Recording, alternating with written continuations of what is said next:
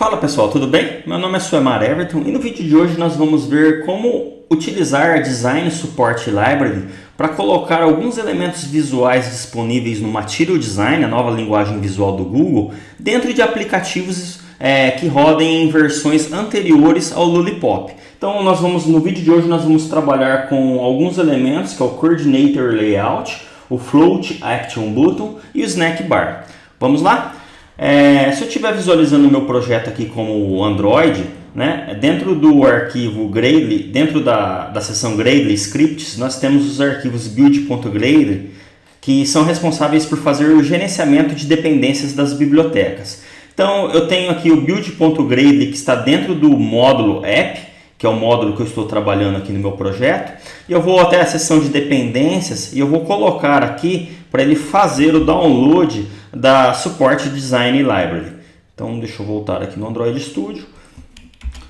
Assim que eu colar essa informação aqui, ele vai falar que o arquivo Gradle mudou, eu posso sincronizar agora. Nesse momento ele vai no repositório central e vai baixar a biblioteca. Pronto, a biblioteca já está disponível para a gente trabalhar. Meu projeto não tem nada demais até agora, tá? Quando você cria um projeto em branco, basicamente a tela é essa daqui, né? E agora a gente vai começar a fazer as alterações. Vamos lá? Pessoal, basicamente o arquivo que eu vou alterar é o arquivo de layout, ele fica dentro da pasta res de resource, né? Layout. Eu clico aqui, eu consigo visualizar um XML e aqui no inspetor visual consigo visualizar a representação deste arquivo XML. Deixa eu dar um zoom aqui. Eu tenho um Relative Layout com Text View dentro, vou até apagar esse Text View, não me interessa mais. Eu vou até lá no texto e esse Relative Layout aqui, pessoal, eu vou trocar por um Frame Layout, ok? Vou voltar na aba de Design e vou até a propriedade ID para dar um nome para esse layout, então é o Root Layout. E eu vou colocar agora dentro dele um Float Action Button, tá? Que é uma view personalizada da biblioteca de Design Support Library. Então ela não aparece aqui para mim como aparecem esses controles aqui. Eu vou até a última seção de Custom e eu tenho um Custom View aqui. Quando eu dou um clique ele já me traz todas as Custom Views. Eu vou digitar aqui, ó, Float Action Button e vou dar 2 cliques. E ele fala, tá, onde que você quer colocar essa Custom View, né? Normalmente é um padrão de colocar o Float Action Button alinhado na parte inferior direita da tela, embora também possa ser utilizadas em outras posições, tá? Então eu coloco aqui que eu quero nessa posição. E aí ele me traz já o Float Action Button. Eu vou para a propriedade ID aqui, eu vou chamar de Fab. Então agora um ícone para este botão, tá? Eu vou até aqui a minha pasta MipMap, onde vai ficar os meus desenhos, a parte visual do meu arquivo, tá? Vou clicar com o botão direito, vou em New e vou para criar uma nova imagem, tá? Essa imagem vai vir de um clipart, por exemplo. Eu vou pegar aqui qualquer imagem, por exemplo, esse sinal de mais aqui. Só vou mudar ele para a cor de frente dele ser branca, né? E eu vou dar um nome de IC, de ícone, e eu vou colocar aqui plus, por exemplo, né? De mais. Vou dar um next aqui, vou dar um finish. Ele criou, tá?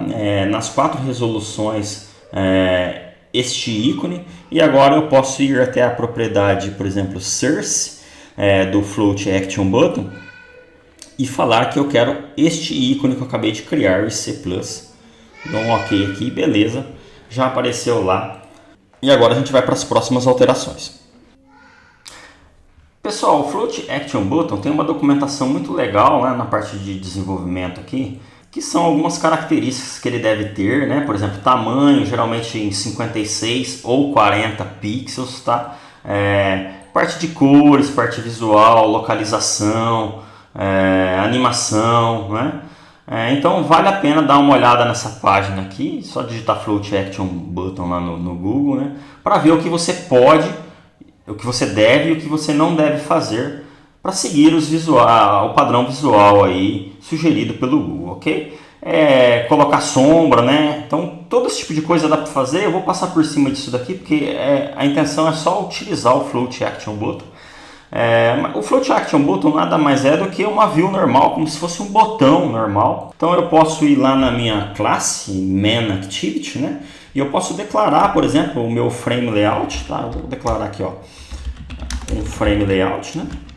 Que eu chamei de root layout. Eu vou declarar também o float action button, que eu chamei de fab, ok?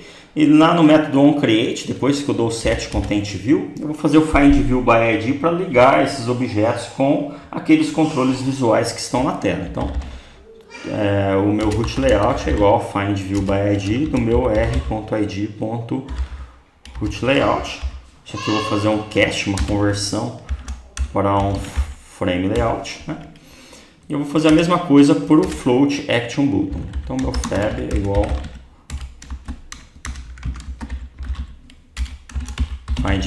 find view by ID do meu r.id.fab. O float action button, ele tem assim como o botão, né? Ele tem uma propriedade chamada onClick, onde eu vou colocar aqui o nome de um método que vai ser chamado quando esse botão for clicado. Por exemplo, exibir mensagem. Vou voltar lá na minha main.activity e vou declarar esse método. Esse método tem que ser público, não tem nenhum retorno. Chama-se exibir mensagem e recebe como parâmetro uma view que disparou a ação, né? Vou dar um Alt Enter aqui para fazer o import da biblioteca view, da classe view, desculpe. E aqui a gente vai utilizar então, ao invés de um toast para exibir uma mensagem, a gente vai utilizar um snack bar, que tem muita coisa legal. Por exemplo, ele é sensível ao contexto, ou seja, se o usuário fechar a tela, né, o toast ficava ainda na tela exibindo, né? No caso do snack bar, não. Vamos lá então, snack bar, por exemplo, ponto make. Olha lá.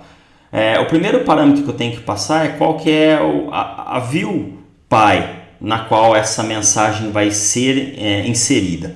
Que no meu caso aqui é o root layout. Aí eu posso passar uma mensagem, né? Layout. Posso passar uma mensagem que eu vou colocar aqui. Olá, snack bar. E aí eu coloco também a duração, né? Assim como o toast, o snack bar tem duas constantes para mensagens curtas e para mensagens maiores. Então, length short. Tudo isso, né? Ponto show, ok? Vamos ver se funciona. Vou mandar executar aqui. Vou lá no meu projeto. Cliquei aqui e o snack bar apareceu, né? Ele fica um determinado período de tempo na tela e depois ele apaga sozinho. O snack bar, uma das coisas legais também dele é que a gente pode colocar um texto aqui com alguma ação para o usuário fazer. Por exemplo, desfazer, né? E aí, assim, quando você apaga um e-mail, por exemplo, aparece, né, mensagem e-mail excluído e aquele link para o cara desfazer e reverter a ação. Isso a gente pode fazer, pessoal, usando, por exemplo, o método setAction, tá? Onde a gente vai passar um texto que vai ser a mensagem, a representação da mensagem. Então, setAction. O texto eu vou colocar aqui, por exemplo, desfazer. Okay?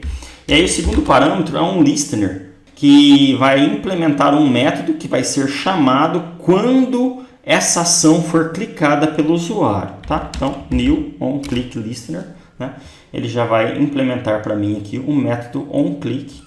E aí, tudo isso daqui, ponto show. Vamos testar aqui. Eu vou colocar alguma mensagem no logcat, por exemplo, para indicar que o usuário desfez a ação, né? Não vou implementar nada, não é o sentido desse vídeo. Então aqui log.d, por exemplo, de debug, eu não vou nem criar uma constante, já vou colocar só o meu nome aqui como uma tag, tá? E eu vou colocar aqui, ó, desfazer a ação, ok? Dou um Alt Enter aqui para importar a classe log. Vou mandar executar agora. Então eu clico no float action button, ele exibe o snack bar, olha lá, né? Deixa eu trazer aqui o logcat para cá, vou limpar o meu log, vou colocar aqui que é de debug, né? Com a tag Suemar, por exemplo. Então vou voltar aqui no Genymotion, cliquei no float action button, ele apareceu o snack bar com a action, ó, tá vendo? E se eu clicar em desfazer, né, ele aparece no log, quer dizer, aí o desenvolvedor fica a cargo do desenvolvedor fazer a ação correspondente. Um dos problemas que a gente visualiza aqui é que quando o snack bar aparece, ele come, vamos dizer assim, uma parte do float action button, né? Uma coisa legal seria fazer com que o float action button subisse junto com o snack bar. Então a gente vai fazer isso daí agora. Pessoal, então para finalizar eu vou lá no meu arquivo de layout, né? E eu vou trocar aqui o meu frame layout, tá, por um cara novo. Android.support.design.widget.coordinator layout, ok? Basicamente não preciso fazer nenhuma outra alteração. Na parte de layout, obviamente aqui eu tenho que alterar o tipo para coordinator layout, né? Fazer o cast correspondente aqui também. Vou voltar a executar meu projeto. Deixa eu abrir o Genymotion aqui. E agora quando eu clico no Float Action Button, né, ele sobe junto com o meu Snack Bar, né? Então ficou visualmente melhor. Teve alguns probleminhas aqui em relação à borda, porque esse meu layout está com bordas, né? Então ficou estranho isso daqui. Tá vendo? Ele deveria estar pegando desde o começo aqui. Bom, vamos alterar isso daí, né? Vou voltar lá no meu frame, no meu coordinator layout, e eu vou tirar aqui, ó, a parte das bordas, tudo bem? Vou tirar aqui os paddings. Vou voltar lá na parte de design, só que aí o meu float action button ele ficou colado na parte inferior direita. Vou clicar aqui, ó. Então eu quero trazer esse cara, criar uma margem para esse cara ficar numa posição um pouco mais distante da borda, né? Aí também tem as especificações lá. Eu sei que em smartphones você tem que manter a 16 pixels, né? E quando é tablet você tem que manter numa margem ligeiramente maior, se eu não me engano são 24 pixels. Então basicamente eu vou mudar aqui para smartphones, eu vou criar então uma margem para esse Float Action Button. Tem a seção de margens aqui, ó. Eu tenho a margem direita e a margem inferior, né? Vou clicar aqui, vou criar um novo resource, ó, que é o meu fab margem direita, né? Com um valor aí de 16 pixels, tá? E eu vou criar também aqui um novo arquivo de resource, um novo resource, que é o meu fab margem inferior, também com 16 pixels. Já deu para entender, né? Não vou nem criar os outros valores para tablets e dispositivos com telas maiores. Então, ele já alinhou aqui. Vamos executar novamente. Beleza, está funcionando normal. E uma coisa legal também do Coordinator Layout, que eu esqueci de falar, é que quando a gente utiliza ele possibilita que esse snack bar ele seja desfeito através de gestos, tá? Então, se eu clicar aqui no snack bar, eu posso jogar ele para a direita, eu consigo desfazer essa mensagem para que ela suma da tela de uma forma mais rápida. O único detalhezinho que está faltando aqui é colocar uma sombra para esse Float Action Button, tá? Eu vou voltar lá no meu arquivo de layout então. Na parte de texto mesmo eu tenho o Float Action Button aqui. Eu vou assinar uma namespace para esse Float Action Button, XML, né, NS, que é namespace, tá? Que eu vou chamar de fab, tá? Que ele vai pegar os arquivos que estão dentro do meu pacote aqui. Deixa eu pegar aqui esse mesmo cara, copiar, né? Mais fácil, que é o res auto. Agora eu posso utilizar então essa namespace fab. Deixa eu colocar aqui. E aí eu vou colocar a largura da borda como, por exemplo, 0 dp. 0dp. E aí acho que ele já vai exibir aí um sombreamento. Vamos voltar lá. Vamos ver se vai ficar visível isso. Pô, tem algum problema aqui. Aqui é, em vez de barra, né, um hífen resalto. Vamos ver agora. Aí agora a gente já tem um leve sombreamento no nosso Float Action Button, sendo que ele sempre fica visível, ele sempre fica acima das outras visões, e a gente pode também controlar esse sombreamento através da propriedade de elevação.